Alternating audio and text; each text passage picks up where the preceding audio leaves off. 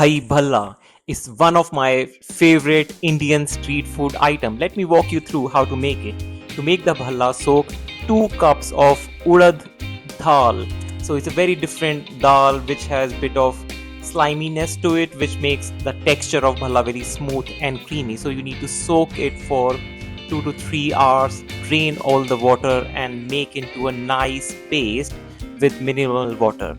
So remember, Urad Dal you might need to go to Indian market or buy on Amazon. To that paste, I'm going to add half teaspoon of Hing, 2 teaspoons of salt. Now I'm using a standing mixer to add some air to this batter, and my aim that the batter should become twice or thrice the original volume. You can always use a hand mixer or a whisk to incorporate some air, but I find standing mixer is very convenient and quicker way to do that. So you see, almost is like whipping cream frosting for your cakes. It's amazing what these gadgets can do these days. So you can see it's almost like a soft peak consistency of this batter. So it already looks very amazing. You can see it has incorporated lots of air, which will really help for that fluffy texture once you do the frying. Now we are going to add some more flavoring texture to this bhalla. So start with half cup of golden sultanas, half cup of chopped cashew nuts. So again, it gives a lot of texture, flavors to the dish. Again, you can mix and match. And then I'm adding 1 teaspoon of chili, some ginger, grated ginger, and lots of green coriander. Now mix all these things into the batter very carefully without losing any nice air what we have incorporated while mixing the batter. So that's the key. That's why I've added the salt initially, because I wanted it to be properly mixed. Even these late added ingredient, if they don't get mixed properly, it's not end of the world, to be honest. So just bring it together nicely. Simultaneously you can start heating some oil. I'm looking for almost like medium low temperature, let's say 150 to 160 degrees Celsius. To that I am dropping big spoonful of this batter. You can always dip your spoon into cold water. That will really help the batter to slide quickly into the oil. Now you have to be very patient with the frying, because everything happens on its own, to be honest.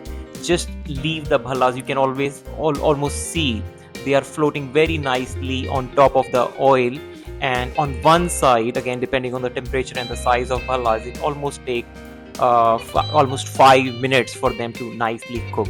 Then very gently, carefully try to flip them so the cooking would start from the other side also.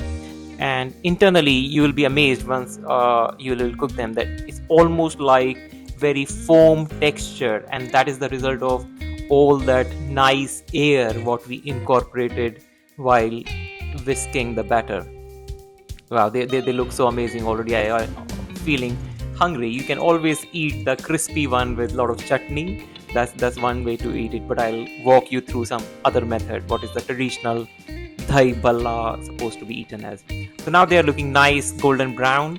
I am draining them off on a kitchen paper to just drain off the excess oil. Now again, as I said, you can eat them like that with some chutney or some other sauces, but how I like to eat Dahi Bhalla. Dahi means yogurt, and so for that this bhalla need to be absolutely soft. So what I'm going to do, I'm going to dip them in cold water. Yes, you heard it right.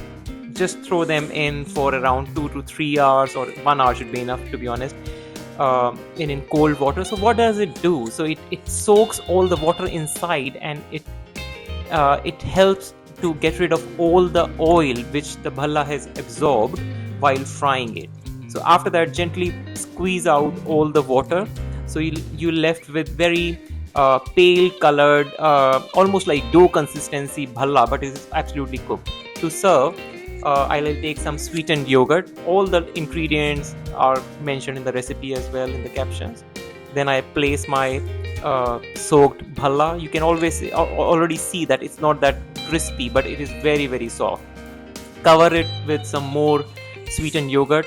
Then I'll put lots and lots of sweet tamarind chutney or saunt, what we call as. That is the backbone of any Indian street food.